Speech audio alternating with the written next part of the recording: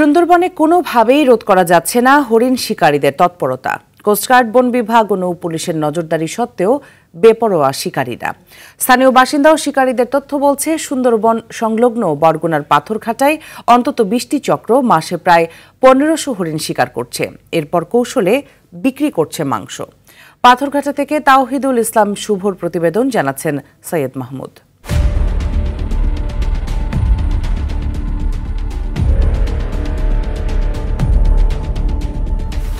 বরগুনার পাথরঘাটার বলেশ্বর নদীর তীরবর্তী অন্তত ২০টি স্থানে সক্রিয় হরিণ শিকারী চক্র। লালদিয়াবন, চরদুয়ানি, টেংরা, রুহিতা, বাদুরতলা, জ্ঞানপাড়া ও কাঁঠালতলির জায়গায় জায়গায় শিকারীর ফাঁদ। বন্যপ্রাণী সংরক্ষণ আইনের তোয়াক্কা না করে মায়াবী হরিণের জীবন কেড়ে নিচ্ছে শিকারীরা।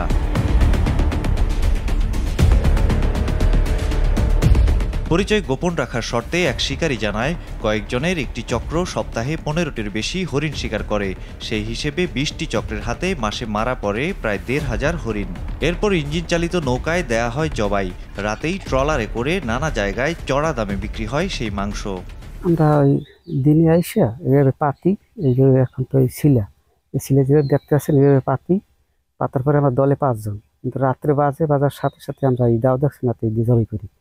ওইটাছে আমরা ফালাই দিয়ে মাংস নিয়ে যাই, নিয়ে রাত্রে বেশি আগে ঠিক করে থাকবো, মানে যেগুলো বেশি থাকবো রাত্রে বেশি। আর আমরা যদি কোনো অর্ডার পাই তো দিন না হয় হালাই দিয়ে যাই। মাসে দেখা গেছে ৩টে টিরিপ দিই, ৩টে টিরিপে ৭০-৮০টা হরিণ আমরা ধরতে পারি।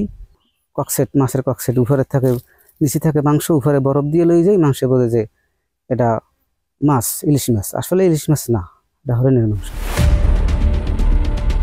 অভিযোগ রয়েছে, প্রায়ই হরিণ শিকারী ধরা পড়ে, উদ্ধার করা হয় মাংস, কিন্তু স্থানীয় প্রভাবশালীদের ছত্রছায়ায় আবার সক্রিয় হয় চক্রটি। তো এখন দেখা যাচ্ছে অনেকে পাস পারমিট নিয়ে সুন্দরবনে তারা মাছ ধরতে যায়।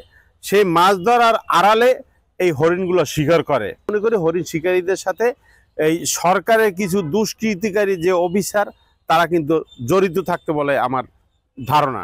নাইলে পুলিশ কেন হরিণের মাংস উদ্ধার করতে পারে না?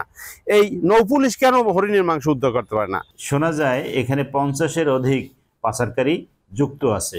তাদের দেখা যায় না, কিন্তু যারা এই বিষয়ে কাজ করে তারা জানে যে এখানে কতটি দল আছে।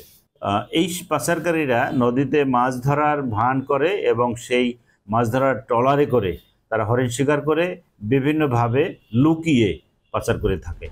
এদিকে প্রশাসন বলছে, হরিণ শিকার থেকে ক্রেতার কাছে মাংস পৌঁছানো পর্যন্ত বেশ কয়েকটি ধাপ রয়েছে।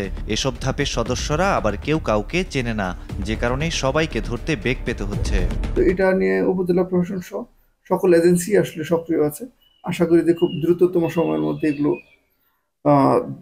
নস্যাৎ করা যাবে। সৈয়দ মাহমুদ, RTV।